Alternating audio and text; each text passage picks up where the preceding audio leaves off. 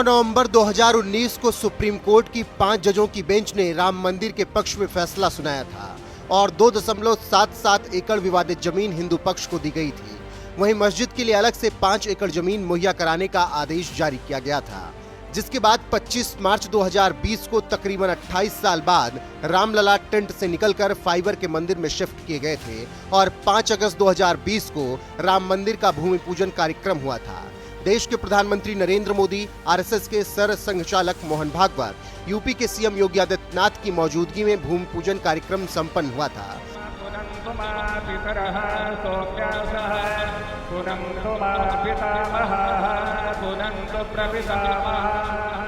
और इसी के साथ श्री राम जन्मभूमि तीर्थ क्षेत्र ट्रस्ट की अगुवाई में भव्य श्री राम मंदिर का निर्माण भी शुरू हो गया था। 2024 तक भव्य और दिव्य श्री राम मंदिर अयोध्या में बनकर तैयार हो जाएगा और श्रद्धालुओं के लिए खोल दिया जाएगा। इसी के साथ राम भक्तों की मनोकामना पूरी हो जाएगी। लेकिन ये मनोकामना पूरी होने में एक लंबा वक्त लगा है। कई लोगों ने लड़ाई लड़ी है, कार सेवकों ने बलिदान दिया है, तब जाकर ये दिन आया है। ऐसे में जब 9 नवंबर 2019 को सुप्रीम कोर्ट का फैसला आया था, तब सुप्रीम अदालत में क्या नजारा था, ये सभी जानना चाहते हैं। ऐसे में हमने सुप्रीम कोर्ट के वकील अरुणेश शुक्ला, जो राम मंदिर केस में हिंदू पक्ष की तरफ से दलील देने में शामिल थे, उनसे बातचीत की। उन्होंने बाकायदा बताया है कि 9 नवंबर 2019 को सुप्रीम कोर्ट में क्या कुछ माहौल था और फैसला आने के बाद कैसा नजारा था। सुनिए उन्होंने क्या कुछ कहा है।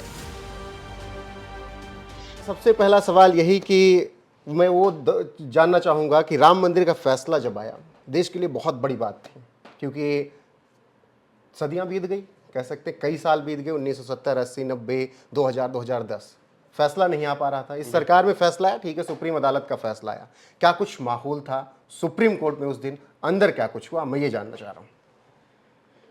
देखिए, अंदर में कोर्ट के अंदर में तो बहुत ज़्यादा भीड़ था और सुप्रीम कोर्ट के प्रांगण में भी बहुत ज़्यादा भीड़ था। अगर बाहरी परिदृश्य के मामले में अगर आप पूछना चाहते हैं, और जिस दिन जजमेंट सुनाया गया तो उस दिन आप मान के चलिए कि देश में जो माहौल था और जो हिंदू समुदाय में या हिंदू जो सनातन धर्म को मानने वाले लोग हैं, उनके अंदर एक खुशी का बहुत अच्छा माहौल था।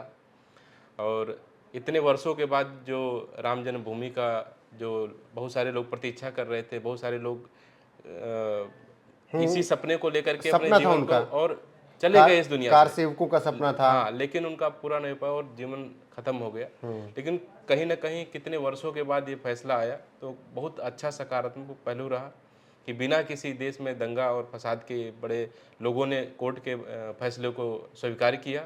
ये सबसे अच्छी बात रही। जब सुप्रीम कोर्ट ने ये कह दिया कि हम लगातार सुनवाई करेंगे हाँ जी, अयोध्या मामले में, आप लोगों को उम्मीद हो गई थी कि अब की फैसला आ जाएगा?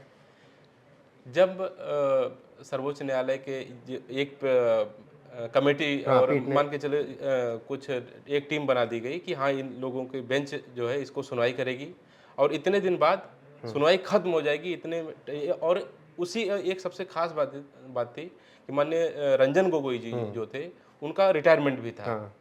तो बड़ा अहम था कि उसको फैसले को सुना के उनको जाना था कहीं ना कहीं। तो एक अपने आप में एक बहुत बड़ा माहौल था कि राम मंदिर जो वर्षों से एक राजनीति का भी बहुत बड़ा अखाड़ा का भी विषय था और जनता में भी एक बहुत बड़ा कह सकते हैं कि उम्मीद थी कि माननीय सर्वोच्च न्यायालय का क्या फैसला आने वाला है।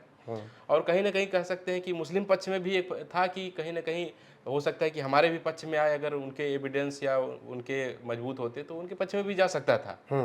लेकिन जिनके पास में सबूत थे और तमाम सारी चीज़ें थी, तो उनके पक्ष में फैसला आया और बहुत अच्छा रहा कि जो है पूरे देश में एक राम मंदिर का जिस तरीके से निर्माण चल रहा है और भव्य निर्माण चल रहा है, कहीं ना कहीं कह सकते हैं।